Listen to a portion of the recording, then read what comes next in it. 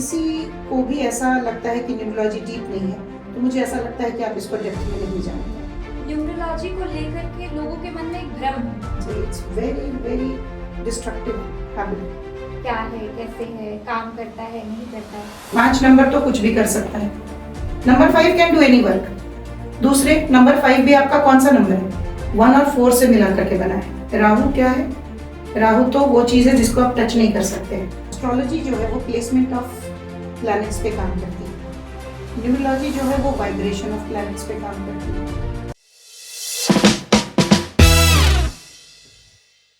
Hello everyone, this is me Vitashtha Keshri and welcome to our show Beyond the Boundaries presented by Frizit Media। कहते हैं कि इंसान की जिंदगी में कुछ संख्याएं सिर्फ अंक नहीं बल्कि किस्मत, व्यक्तित्व और भविष्य की कहानी बताते हैं। तो क्या सच में नंबर हमारी जिंदगी की दिशा तय करते हैं? इन्हीं दिलचस्प सवालों के जवाब जानने के लिए आज हमारे स्टूडियो में मौजूद है एक बेहद खास गेस्ट, प्रख्यात न्यूमरोलॉजिस्ट, शोधकर्ता और पीएचडी प्रोफेसर डॉक्टर पूजा प्रसून एन।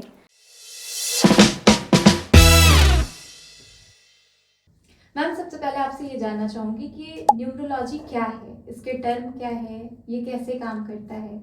न्यूमरोलॉजी मतलब अंक ज्योतिष है ना।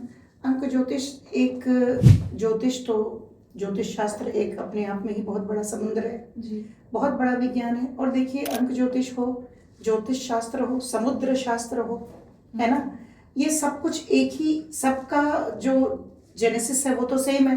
क्योंकि ये तो हम ज्योतिष ग्रहों की गणना कर रहे हैं, इसके थ्रू हम प्रेडिक्शन करते हैं। अगर मैं कहूँ, पराशर ऋषि ने 3000 BC में हमें वैदिक ज्योतिष का एक सेट रूल दिया, तो वो तो तब उन्होंने दिया, उसके बहुत पहले से ही चल रहा होगा शोध, है ना। शोध तो बहुत पहले से चल रहा होगा, तो तब हमें मिल गया ज्योतिष का एक सेट रूल।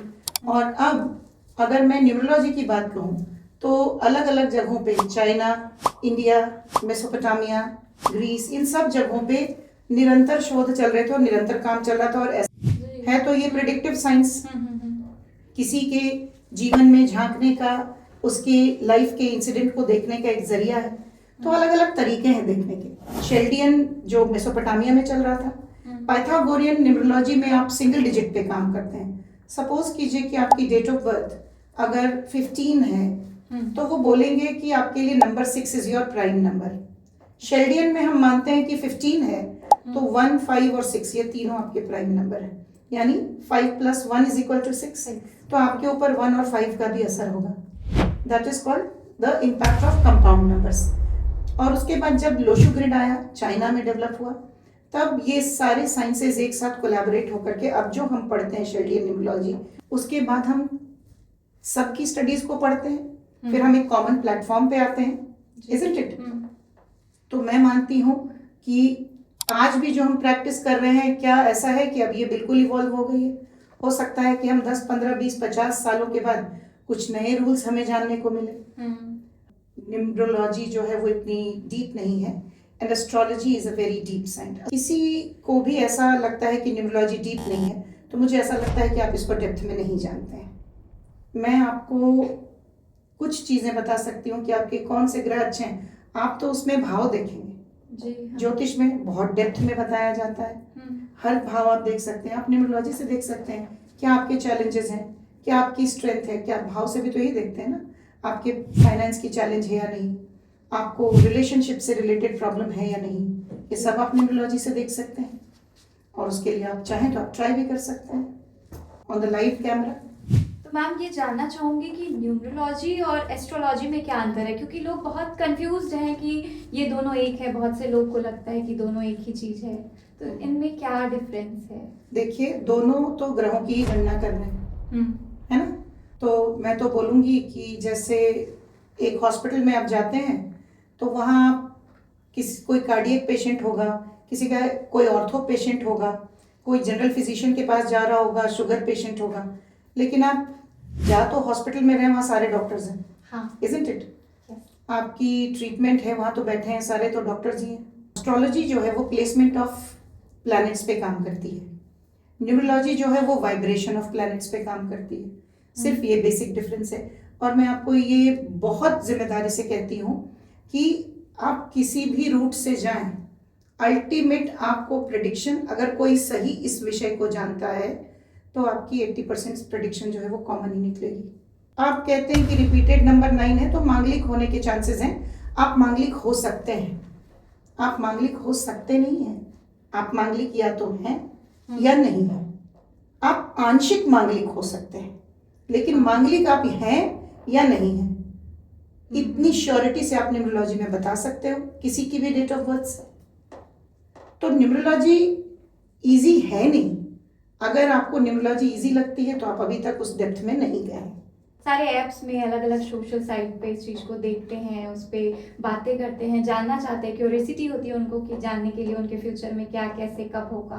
तो इस चीज़ पे है कि क्यों ये इतना, ये इसलिए क्योंकि आपको भी अगर मैं कोई 5 प्रोडक्ट दूं तो आप उसी को यूज़ करेंगे जो यूज़र फ्रेंडली होगा, जो इजी टू यूज़ होगा।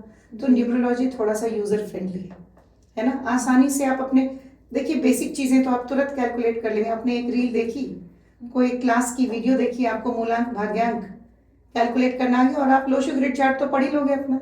जी हाँ, उससे ज़्यादा आपको नहीं पता चलेगा, लेकिन उससे ज़्यादा तो तब पता चलेगा कि न्यूमरोलॉजी में और कितनी डेप्थ है जब आप उसमें ज़्यादा एंगेज हो जाएंगे, है ना। हाँ। तो मैं ये दोनों स्टेटमेंट, एक चीज़ है क्योंकि लोगों को लगता है कि न्यूमरोलॉजी बहुत ईजी है, कुछ चीज़ें तुरंत कैलकुलेट कर लेते हैं। अब जैसे आपको डेट टाइम प्लेस दे दिया जाए तो आपको मेरा लग्न क्या है, मेरी कौन से लग्न की कुंडली है, या मेरी राशि कैसे हम लॉन्गिट्यूड लैटिट्यूड लेंगे, फिर वो कर, तो वो थोड़ा सा टाइम लगता है। अगर आपने डेट ऑफ बर्थ लिया तो आप डेफिनेटली उसकी पर्सनैलिटी ज़रूर प्रेडिक्ट कर सकते हैं कि सामने वाले की पर्सनैलिटी क्या होगी। लेकिन इवेंट्स प्रेडिक्ट करने के लिए आपको यू मस्ट डिग डीपर, है ना। आप उसकी इवेंट्स कैसे प्रेडिक्ट करेंगे तो आपको थोड़ा सा डिटेल्ड कैलकुलेशन करना होगा। मैम ये ह्यूमन के नेचर और सिग्नेचर को कैसे डिफाइन करता है? कबाला में बहुत सारे प्रोग्रेसिव शेप्स हैं। लोगो डिजाइनिंग कैसे होती है, कितना पॉपुलर है ना। अगर लोगो डिजाइनिंग, अगर आपकी कंपनी की लोगो प्रोग्रेसिव है तो आपको बहुत ऊपर लेके जा सकती है, और अगर ठीक नहीं है तो वो आपको लॉस दे सकती है। तो आपका सिग्नेचर, आपके लिखने का तरीका भी वही है ना। आपका सिग्नेचर क्या है, इट्स अ शेप। आप अपने नाम को किस तरह से लिख रहे हैं, है ना। तो signature is also very important. कई बार होता है कि आपने अपना नाम लिखा और ऐसे उसको काट दिया। बहुत सारे लोग ऐसे स्टाइल में कभी लिखते हैं पूरा नाम काट देते हैं, हाँ। है ना। वो कभी नहीं करना चाहिए। It's very very destructive habit. आपने सिग्नेचर किया और साइड में एक फुल स्टॉप डाल दिया, तो आपने तो उधर ही फुल स्टॉप लगा दिया, तो आप आगे कैसे बढ़ोगे। तो हम जो अपना सिग्नेचर करते हैं उसे हमें बहुत सिंपली रखना चाहिए। उसे किसी तरह से काट कूट के या उसके आगे स्टॉप करने से हम अपनी चीज़ों को खुद ही खराब कर बिल्कुल, देखिए सिंपल भी रखिए, प्रोग्रेसिव रखिए, उसके बहुत सारे तरीके हैं। और कभी कुछ कट मत कीजिए, अपने नाम को कभी काटिए मत, और उसके बाजू में फुल स्टॉप मत लगाइए। ये 2 छोटे सा, एक बड़ा कॉमन सा आपको मैं यहाँ पर सजेशन दे देती हूँ। एस्ट्रोलॉजी में मैं ये भी बहुत जिम्मेदारी से कह रही हूँ, क्योंकि हर विज्ञान में कोई ना कोई एक स्ट्रेंथ जरूर होती है जी। न्यूमरोलॉजी की स्ट्रेंथ है उस नेम न्यूमरोलॉजी। बहुत सारे जब आप कंसल्टेशन करते हैं, and because I am an astrologer and an numerologist too, तो एक बड़ी सहजता है कि मैं दोनों ही चार्ट देख लेती हूँ। जब मैं दोनों चार्ट देखती हूँ तो मैं आपको, किसी की बहुत अच्छी चार्ट है, मतलब इतनी स्ट्रगलिंग है नहीं उसकी चार्ट, एस्ट्रो चार्ट जितना स्ट्रगल उसके लाइफ में है, तब आप देखेंगे कि नेम इज वेरी डिस्ट्रक्टिव, है ना। यानी कि नाम का असर भी होता है, नाम का असर ही सबसे ज्यादा होता है। मैं 2-3 चीजें आपको बताती हूँ। अगर आपका डेट ऑफ बर्थ भी बहुत अच्छा है और आपका नाम भी बहुत अच्छा है, वो 100% आपकी लाइफ के 80% जो स्ट्रगल्स हैं, देखिए किसी का भाग्य कोई ऑकल्ट साइंस नहीं बदलता है ना। लेकिन अगर मान लो आपको लॉस होना है या आपको चोट लगना है, अगर चोट लगना है मुझे, मैं रोड पे बुरा एक्सीडेंट हो जाए या किचन में मेरी उंगली कट जाए छोटी सी, तो दोनों ही चोट है ना। अगर मेरे डेस्टिनी में लिखा है कि मुझे चोट लगना है, छोटी चोट भी चोट है, तो आप क्या करते हो कि अगर आप कोई भी रेमेडी करते हो, आप अपने स्ट्रगल्स को बहुत छोटा कर लेते हो, इतना कि शायद आपको पता ना चले। सपोज करो आपको लॉस होना है और इतना बड़ा लॉस होना है, आपकी चार्ट में है या मेरी चार्ट में है।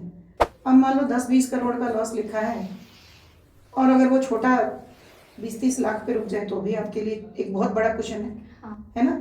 तो क्या होता है, अगर आपका नेम इज प्रोग्रेसिव तो ये क्वेश्चन देता है, because name, correcting name is a very very big tool, one of the biggest remedies, है ना। नाम को तब तक टच मत कीजिए अगर आपकी लाइफ में सब कुछ अच्छा चल रहा है। तो मत जाइए, कुछ भी छेड़िए मत। लेकिन अगर लाइफ में स्ट्रगल है तो please try and find out कि क्यों है। पर एक पर्सन के लिए ये टफ नहीं होगा कि बचपन से उन्होंने एक नाम रखा, एक आइडेंटिटी बनाई और आगे चल के उनको अपना नाम बदलना है? देखिए, बचपन से तो आप माँ बाप के साथ रहते हैं, मतलब मैं इंडियन सोसाइटी की बात कर रही हूँ, फिर आप अचानक चले जाते हैं शादी करके, आप कैसे रह पाते हैं उस घर में? आपकी तो पूरी लाइफ बदल जाती है। हाँ? आप बचपन से माँ बाप के साथ रह रहे हैं, आज आपको बहुत अच्छा कॉलेज मिल गया, आप उठ करके चले गए वहाँ पे पढ़ने के लिए, अपना करियर बनाने के लिए, आप कैसे रह पाते हैं बगैर अपने पेरेंट्स के? क्यों? आप इसलिए रह पाते हैं because you know that you are here to make your life. तो पूजा जी, मेरा अगला सवाल आपसे ये है कि न्यूमरोलॉजी को लेकर के लोगों के मन में एक भ्रम है, बहुत से नेगेटिव भ्रम होते हैं कि क्या है, कैसे है, काम करता है, नहीं करता है, तो इस पर आप क्या कहना चाहेंगे? मेरे लिए न्यूमरोलॉजी से रिलेटेड सबसे बड़ा मिथ ये है कि न्यूमरोलॉजी बहुत सतह पे है, बिल्कुल सतह पे है, डेप्थ नहीं है इसमें। तो मैं इस सब्जेक्ट की डेप्थ अभी आपको लाइव कैमरे पे प्रूव कर सकती हूँ। अगर if that answers your question, आप मुझे अपनी डेट ऑफ बर्थ बताइए। 14 अप्रैल 1999। मूलांक 14 से 5। मैं 14 से 5 इसलिए बोल रही हूँ कि मेरी थीसिस ही, मेरी जो रिसर्च है वो कंपाउंड नंबर पे है, यानी डबल डिजिट नंबर। तो अगर आपका डेट ऑफ बर्थ 14 है तो मूलांक तो आपका 5 हुआ, लेकिन आपके लाइफ पे 1, 4 और 5 ये तीनों नंबर का असर होगा। और आपकी डेस्टिनी कंपाउंड नंबर बहुत प्रोग्रेसिव है, 37/1। ये अगर आप समझिए 37 क्या करती है, ये नंबर वो है कि अगर आप बहुत कम फैसिलिटी में भी पैदा हुए तो वहाँ से आपको बहुत ऊपर लेकर के जाता है।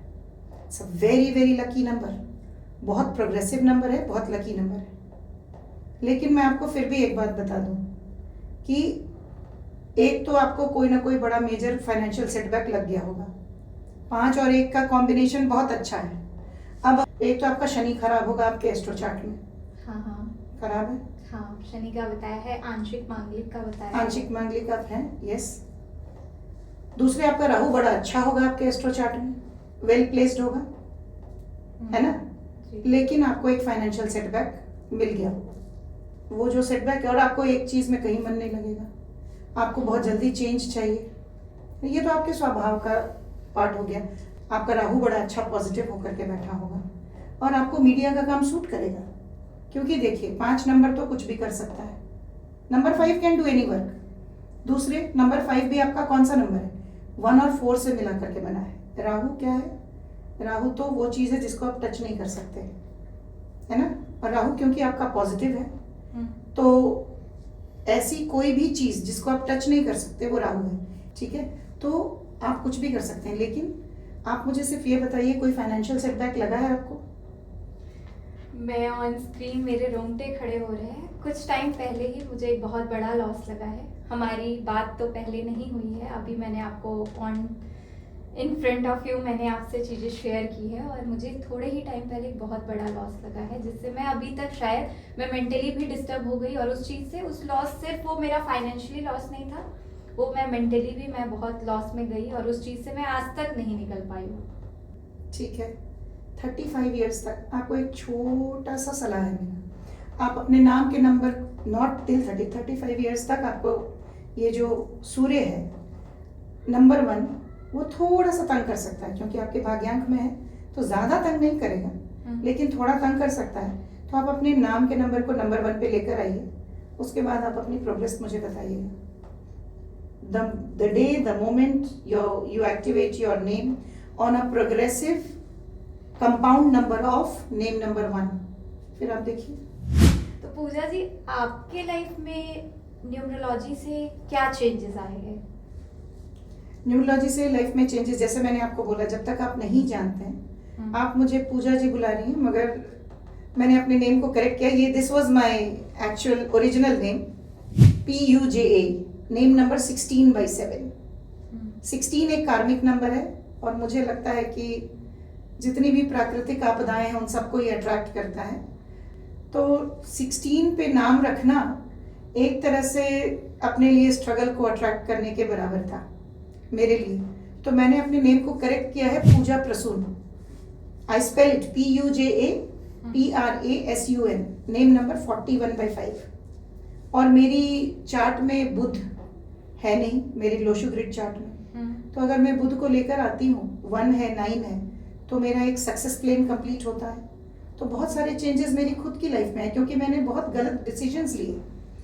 इस सेक्टर में आने का आपका अनुभव कैसा रहा? आपके बैकएंड में कोई सपोर्ट सिस्टम, कोई सपोर्टिव पर्सन थे जिनके माध्यम से आप इस क्षेत्र में आई हैं, या? देखिए, मैं स्पिरिचुअल बचपन से ही हूँ, और वो भी मुझे रियलाइज हुआ जब मैंने ऑकल्ट सीखा। तब मैंने देखा कि हाँ, अब मैं आपको एक एस्ट्रो और न्यूमेरो का कोइंसिडेंस बताती हूँ। मेरे न्यूमेरो चार्ट में लोशो ग्रिड में 7 है। मैं पास्ट लाइफ से भी न्यूमरोलॉजी के हिसाब से केतु की ऊर्जा को लेकर के चल रही हूँ, केतु और बुध की ऊर्जा को लेकर के चल रही हूँ। और मेरे एस्ट्रो चार्ट में लग्न में केतु है ना? तो कहाँ बहुत डिफरेंस है? नहीं है ना? तो मैं पहले से ही स्पिरिचुअल हूँ, बहुत स्पिरिचुअल हूँ।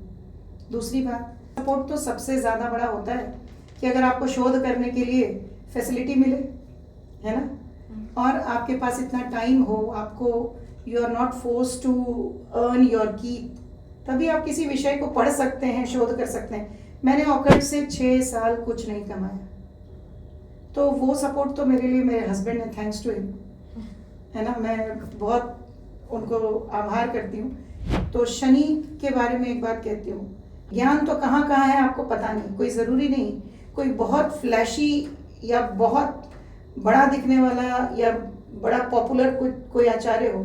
मैंने ऐसे ऐसे आचार्यों से सीखा है, उनमें से एक का नाम लूँगी, उनका नाम है कन्हैयालाल पांडे। बड़े हम्बल, और उतने ही हम्बल उनकी मतलब उनकी लाइफ स्टाइल है। लेकिन क्योंकि वो मेरे कर्मकांड करने वाले भी आचार्य हैं लगातार, और इतने अच्छे ज्योतिष हैं, ऐसी ऐसी ट्रिक उन्होंने मुझे ज्योतिष की सिखाई कि जो मैंने बाहर तो बेसिकली अगर मैं कहूँ तो क्लास में बैठ करके मैंने सिर्फ बेसिक ज्योतिष सीखा, उसके बाद जो भी मैंने सीखा उनसे सीखा। तो पूजा जी, मेरा आखिरी सवाल आपसे ये है कि आप बियॉन्ड द बाउंड्रीज और नेहा सिंह जी से जुड़ी हैं, तो उनके बारे में आप क्या कहना चाहेंगी? नेहा सिंह जी, मैं एक्चुअली बहुत एडमायर करती हूँ उनको। She is a young politician, she is an entrepreneur.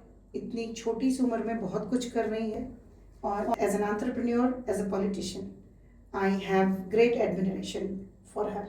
मैं बहुत एडमायर करती हूँ उनको, और मैं उनको भविष्य में देखना चाहती हूँ कि वो पॉलिटिक्स में और बिजनेस में दोनों में बहुत ऊपर आए।